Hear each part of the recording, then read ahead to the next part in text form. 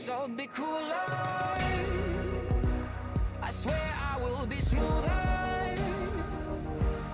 Oh, in my leather jacket, I'll be more enthusiastic. Bring a better sense of humor. Welcome back to Frame of Reference, the show where we feature music videos and kind of talk about the process behind them and how they were made. So today we have AJ Smith. We are featuring the video Cooler. So let's go ahead and just get started with like how you got started in music and like some of your influences and things like that. Yeah, I mean, so it all happened pretty early. My godmother was a piano teacher, and the whole story is that I ran away with my family dog while my mom was in the shower, and would go and listen to piano lessons, and they could never find me. They were like, "Where did he go?" And so I was like, and they called the cops and everything like that, and then they tracked me down, and I was just 2 doors down listening to piano lessons through the window, and it kind of just kept on going from there. You know, I fiddled in a bluegrass band in church growing up, and all that, and I loved being on stage. I loved being able to, you know, give that gift of like live performance to people. It was just something that I always enjoyed, and started writing songs when I was like 8, and well, I guess here we are. That's awesome. Yeah, I definitely get the bluegrass thing. I actually went to some bluegrass festivals in Kansas. My grandparents live there. And yeah, so that's a very cool influence to have because like the musicality of all of that is just insane. Yeah. Who are like some different people that like you've worked with or you want to work with?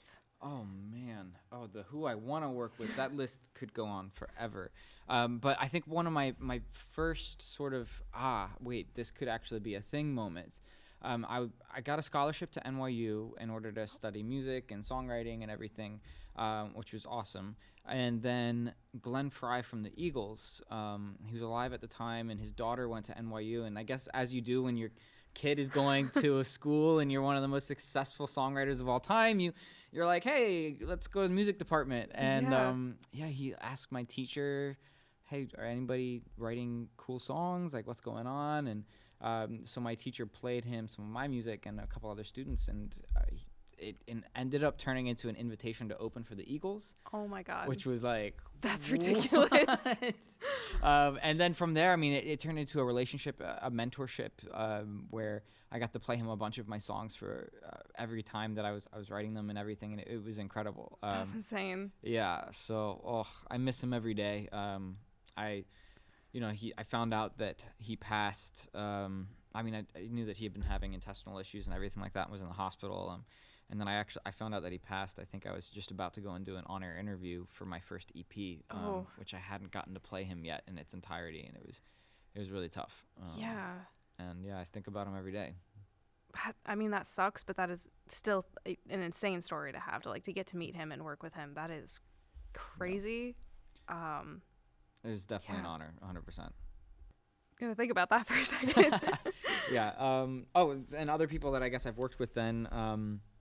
I mean, I guess, you know, from there it kind of just kept going into working more with my fellow songwriting students, including, you know, Peter Wise, Tiger Darrow, who have both gone off to do some pretty incredible things, and a bunch of other writers that I went to school with, and then I ended up having my first charting song while I was still in school.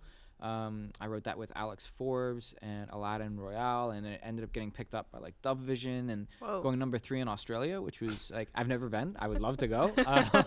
That's so cool. Sounds awesome. I don't know. It's just I've worked with a lot of people since then, and they've all gone on. It's been really cool to see them then go on and do incredible things in their own career as well.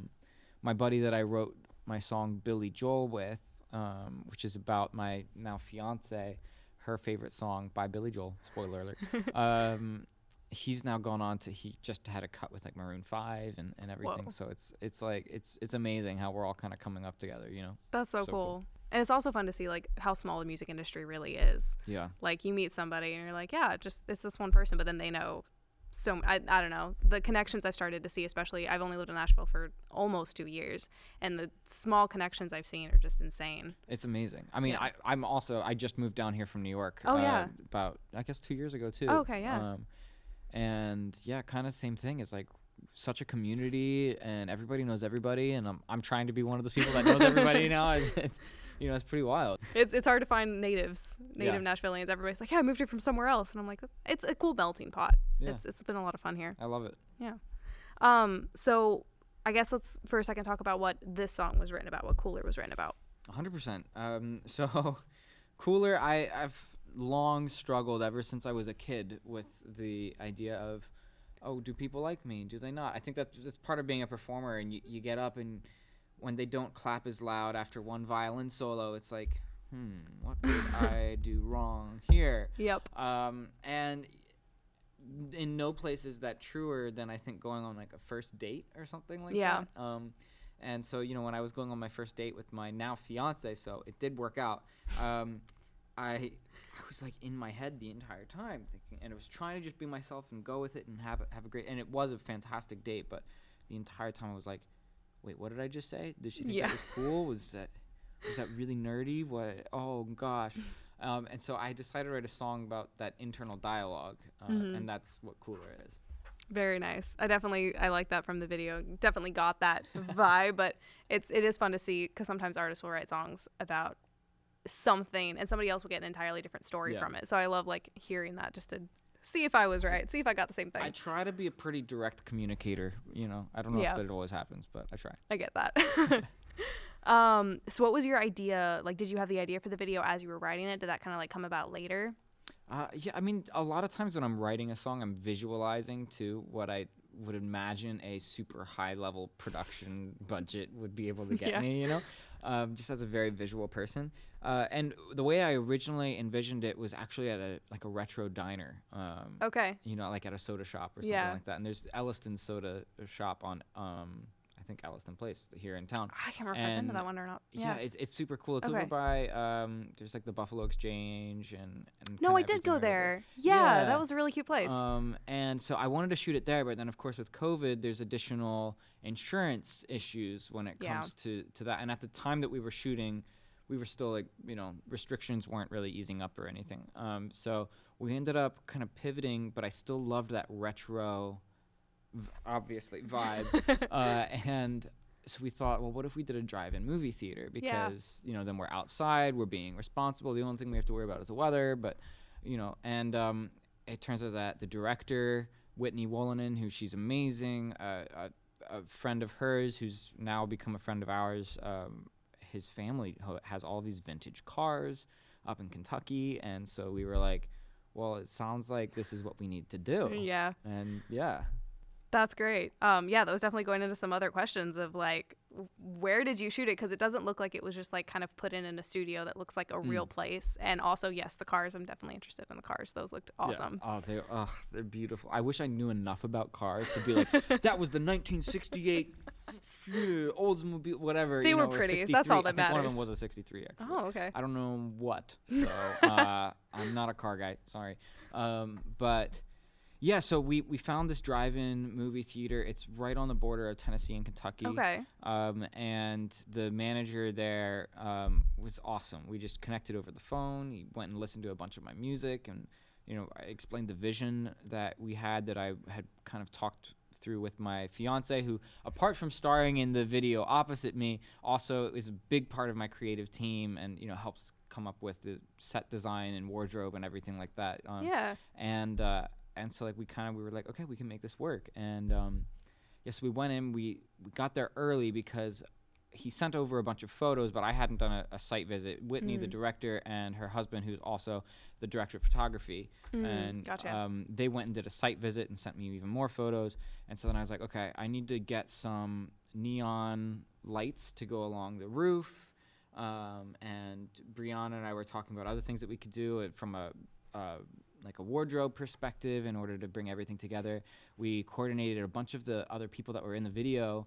I kind of imagine like this Broadway dance number almost as part of it. Because my fiance is a Broadway performer. Oh, okay. And cool. all of the people that were dancing are also like actors, actresses in that world as well, in musical theater. That's so cool. And that had all been unemployed for the most part for the last 2 years with the theaters shut down. Yeah. So I flew them down, I mean, it was pretty cool. We did rehearsals over at a dance studio here in town, and I mean, it was great. Yeah, that's cool. So the extras were like friends, people that you knew. Yeah, That's awesome. 100%. Yeah. Even the couple that was making out in the car, they're actually now due to have a baby. Oh my which God. is really cute. That's so great. Yeah. Yeah, so let's go ahead and take a look at the video Cooler by AJ Smith.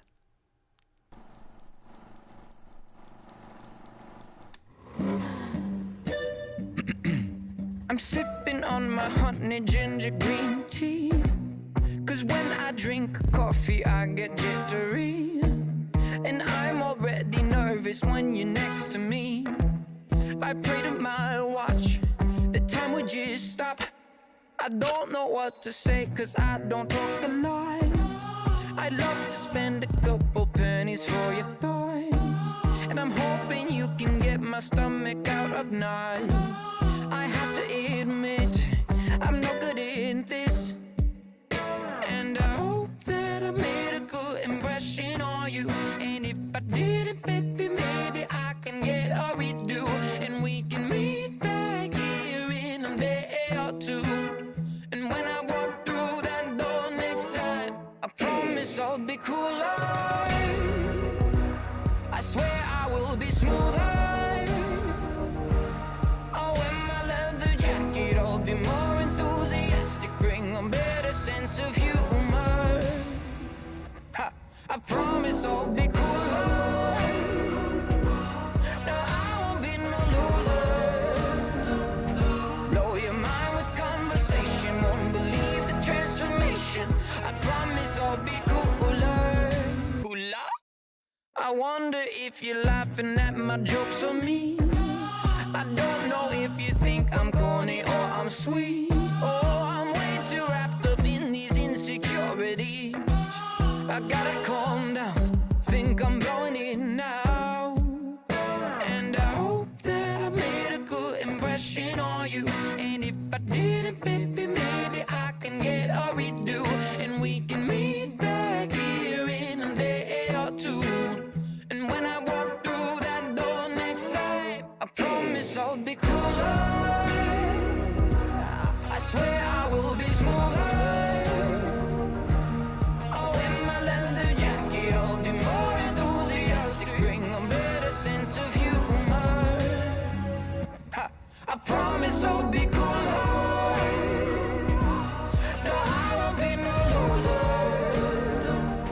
Blow your mind with conversation. Won't believe the transformation. I promise I'll be cooler. Cooler? So cool.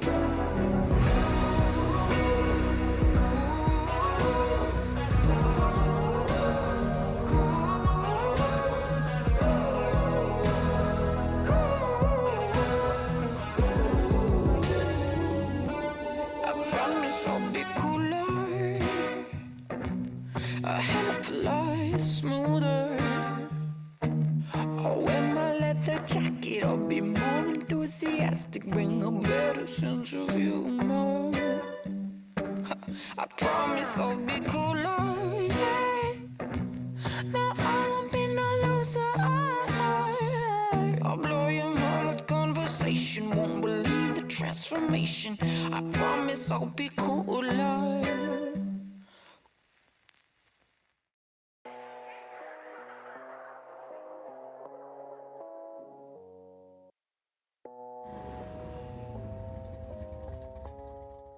Cool. So that was Cooler by AJ Smith. So I guess let's talk about like how long was the shoot? I mean, that was like up in Kentucky, so you had to like get up there. Did you like stay Yeah. the night before? We didn't stay the night before. It definitely went longer than we thought it would. I mean, even when you put together your shot list and everything like that, and you're like, oh, we could totally get this done in 8 hours, and then you're at hour 12, and you're like, oops.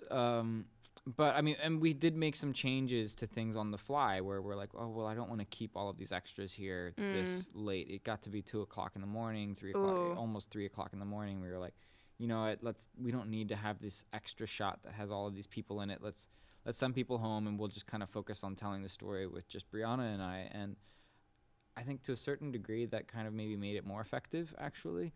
Zeroing in on the story of the two of us a little bit more. Yeah. And we got to send some people home. So, But That's yeah, we cool. were shooting until I think 2:30, 2:45 in the morning. That's crazy. And then packing up, So, Yeah. That's crazy. Did you like drive home right after that? Oh yeah. Okay. Yeah. That's. I mean, it was like a 45-minute drive home. Oh, that's not no bad. traffic. Okay. Yeah. That's good. So in one of those wide shots where you're like right behind the car, you got the lights, and you can kind of like see yours and Brianna's heads right there, and you've got the screen in the background. Yes. Were you like currently running that video there, or was that edited in later? That was actually projected onto the screen. Nice. Okay. The manager for the venue, he was there with us until 2:30 in the morning. Wow. And he projected the performance video, so it's interesting you bring that up too, because that means that we did shoot the video on 2 different days. Yeah. We shot and edited the performance video, I think, 2 weeks beforehand. Okay.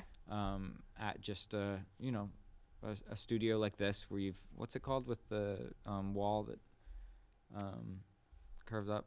I forget there's like a technical term for it. But I have no idea. What it is. Yeah, I don't know. But yeah, so we went and found a studio that had one of those spaces, and I had my bandmates come, and then my drummer was in the other part of the music video as well. So he got to hang out at the drums, and then he also was in the other video, and then he's in my new music video for my new song that's coming out soon.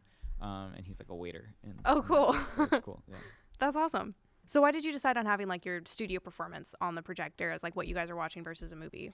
So I guess what I envisioned was me as that nerdy character, which is actually the real me, watching this movie, and in that movie, as if we were watching Grease or Back to the Future or something like that, seeing these characters who I'm seeing myself in, and thinking, oh, if only I could be that. If I could be that cool, then that would unlock this life that I want for myself, and that I would be smooth enough to make a move, or like, whatever it would be. I could hold the conversation and not be judged or anything, right? And it's really, at the end of the day, just insecurities playing. Right. What is it? Like, fear is actually all internal. Yeah. And so I thought, well, what better, rather than showing like Grease on the screen, which I probably would have had to pay money to license or something anyways. Yeah. Instead show, me dressed up as that character, and then that way I could end up on the choruses of the song, show, now here's me imagining that I am that character with that confidence, with that look in the car. And what I ended up loving about it is that even in those scenes where I'm coming in and I'm feeling smooth and suave, it still felt less real. And so then, and you're rooting for the guy, but at the same time, you're like, I kind of like you better when you're yourself. Yeah. And so then at the end, we show me as myself dancing with the same confidence and swagger, I guess you could say, as the other character, and then being confident enough to scooch a little closer, and then she actually makes the move. So yeah, that was really, I liked how it like kind of went back and forth with that.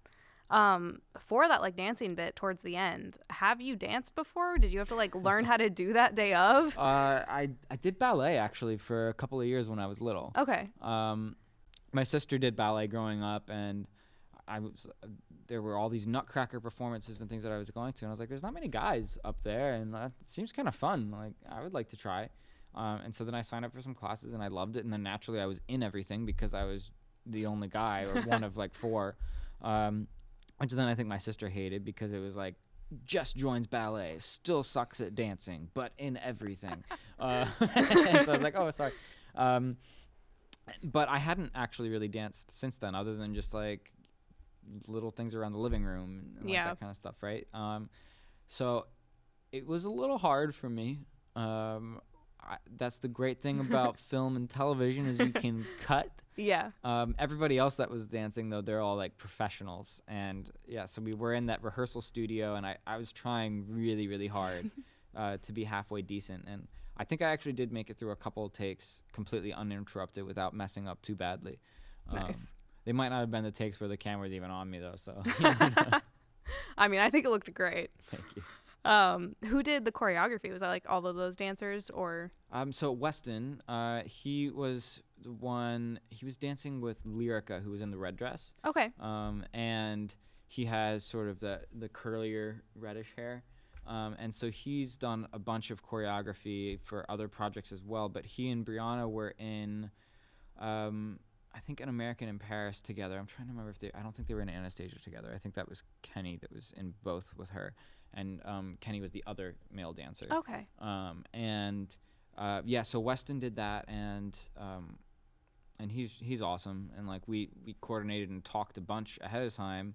He was sending me things that I was getting like a head start, like learning how to do some stuff before all the other dancers who learned it and like, oh, okay, cool, that's what it is, got it. Yeah. And whereas I was like practicing in my room with the door closed for like an hour and a half for a week, you know. Yeah. But yeah, he's awesome. He's amazing. That's so cool. What were some of your like favorite shots to get to like act in, or you just think like looked really cool afterwards? Well, I mean, the shots that I really wanted to get and that I think we did, behind the car looking up where we're interacting and you can see the screen, that was one that I really wanted to make sure that we got, because I think it looks sick. You get the big drive-in screen and everything like that, and you get to feature the car and do some storytelling as well.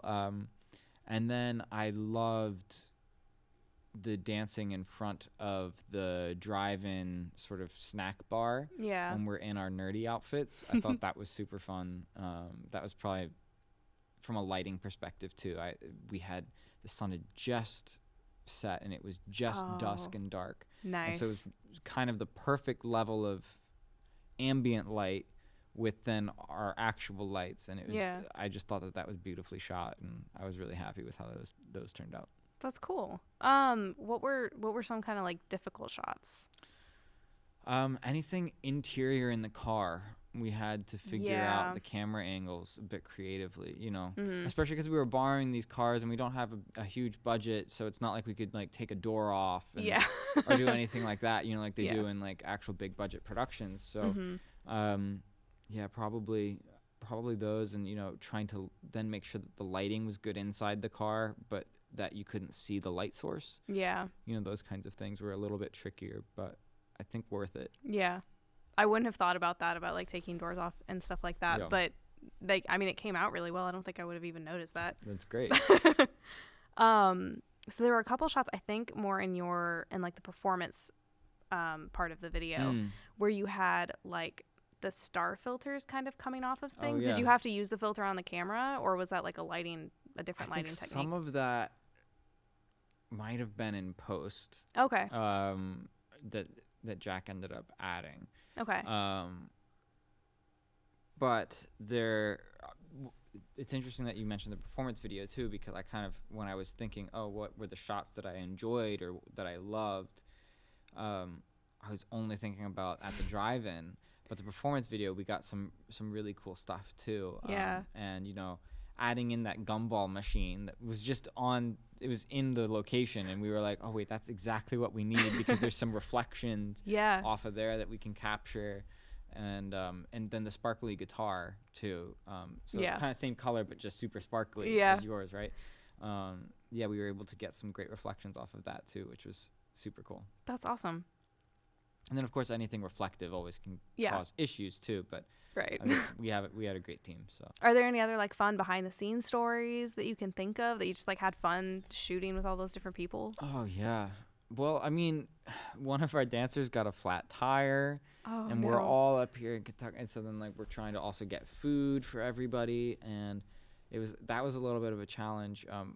What was super fun too was when we first got there, and you know, I try to make sure, you know, all the people that are in it are my friends, and so then I want to make sure that they're enjoying themselves and having a fun time, and that we have good food, that it's just a great time. Yeah. And you know, setting up all of that while then also trying to make sure that the set is going to look how we want and everything. But we were having just a blast practicing the dance, and behind the scenes wise, I mean, figuring out how to, I think a lot of people were laughing at me, but it was with me because I was having fun. Yeah. And that was great. One of my favorite moments though from the entire shoot, I mean, it probably had to be 2:00 in the morning, and we were finally ready to just shoot the dance number of us in our leather jackets in front of the big screen. Yeah. And the people that were letting us borrow the cars were like, okay, well, we're tired. We're going home. We're taking the cars home. And I'm like, oh gosh. So we don't have the cars there anymore. And I know everybody's tired. And I just kept messing up. And I was like, I'm so sorry. I'm not a professional. I'm trying my best. And then finally I like made it through a shot, and I was just so happy. And then they weren't even looking at me. And I was like, oh, okay. But I mean, everybody was such a great sport, and it wasn't necessarily like anything funny or crazy or wild happened because everybody's just a professional. But we laughed a lot. It was great. Yeah. Yeah. It's always fun when it's still, it doesn't have to be anything crazy to just have fun, especially when they are your friends, and I think that helps. I did just think of something else. Yeah, go for it. So, sort of in the beginning of the video, I'm coming out of the snack bar with a popcorn and everything like that. And then that's actually Zach. He plays guitar with me sometimes. And he knocks the popcorn out of my hand and everything. And then the guy who comes over that works for the place and is like, oh, come on, what is that? So that's my friend Jeff. And when you'll recognize him, I've now decided that almost in every video that I can get him in, I need to give him like a featured moment like that. And you'll see in my new music video that's coming out soon, just keep an eye out for Jeff. Okay. Yeah. Definitely will. Cameo appearances from everybody. It's going to be the same cast. Different decade. Just tell like a different story every time. Yeah, exactly. So going back to like the 50s, you mentioned like Brianna was helping you with like the costumes. Did you guys like make those? Did you rent them from somewhere? Did you just find them in thrift stores? A combination of everything. Okay. A lot of ordering online and returning. Yeah. But, found... Yeah, I mean, I bought everybody the Converse shoes. I got the jackets and everything like that, make sure that they all fit. Bree helped me pick out all the colors and the dresses and everything like that. And the shirt, I had that sort of retro, sort of like this one, but, more like knit type shirt. And, she helped me put together all of the looks for everybody. We even got an additional, like, rolling hanger. Nice. There's a name for that too, I'm sure. And so then and she was helping me steam all of the outfits ahead of time. Yeah. And it was so was that your leather jacket beforehand, or did you buy that specifically for this? That was actually already my leather jacket. Nice. Yeah. Did you have to buy any of the others, or did anybody else? Yeah. For other people to make sure. Did you keep those or return those? Returned some, kept some. Okay. So. There were, like the red jackets that I had, I think Zach or somebody was wearing a red jacket. Yeah. Kept that. Jeff was wearing, I think, like a Coca-Cola shirt, a vintage Coca-Cola shirt. I kept that. I wear that all the time. And then there's some other things that I kept too. Yeah. Yeah. You said you bought everybody Converse. Was that like a fun keepsake that everybody got to have? I mean, just the dancers. Okay. But yes, they all got to keep that, yeah. That'd be a fun keepsake. Just be like, oh yeah, nice shoes. Yeah, I was in a music video. Got to keep them. Yeah. That's a great story to have. Not? I mean, there were certain things I was like, hey, yeah, do you want to keep this or should I can return it? And if people were down for me to return it, I was like, yeah, I just saved myself like $50. So that helps. Yeah. I mean, I think I mentioned I did let the venue keep the neon lights that I bought. Oh, nice. Okay. Those were on the side of the like concession stand, right? Yeah, on the side of the concession stand. And, yeah. I mean, he loved them, and from afar you could actually see the roof line. So I want to go back now and watch a movie. Yeah. There and see if he did the rest of the roof that way or anything. That'd be cool. Pretty cool. Did you have to like pay for it, or was he just like nice enough to just be like, you can use the space and then? I did. I paid a rental fee to use the space, but I mean, he was super accommodating because he knows I'm an independent artist, not like a major label guy or anything. So, super friendly with that. Yeah. I love when people are good with that. Yeah. They're just like happy to help out. Yeah. I mean, he stayed there until 2:30 in the morning. Right. He was like, jeez. I think his name was Gary. Yeah. Nice. Awesome dude. Yeah. Really awesome dude. Gary, great. You've already mentioned you have a new music video coming up. Yes. Has the song come out yet? No. Okay. That song is coming soon, and you'll be able to see me perform it on TV. Okay. I'm not allowed to say where or when yet. So great. Just follow me on all of my socials, and I'll keep you posted about it, I guess. Nice. EJ Smith Music.